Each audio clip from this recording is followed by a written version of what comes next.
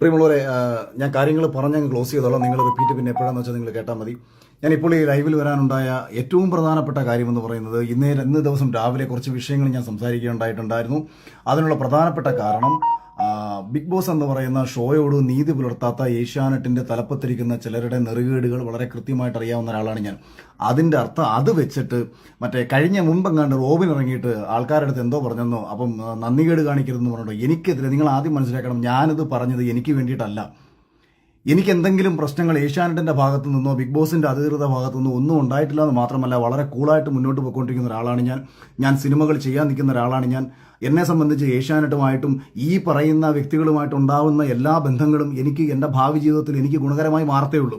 എനിക്കിതെല്ലാം കണ്ട് മിണ്ടാതെ പഞ്ചമുച്ചം മുടക്കി പിടിച്ച് നിശബ്ദനായിട്ടിരിക്കാം. എനിക്ക് യാതൊരു പ്രശ്നങ്ങളുമില്ല. എൻ്റെ ജീവിതത്തിൽ നേട്ടങ്ങൾ മാത്രമേ ഉണ്ടാവൂ. അതുപോലൊന്നുമല്ല റോബിന്റെ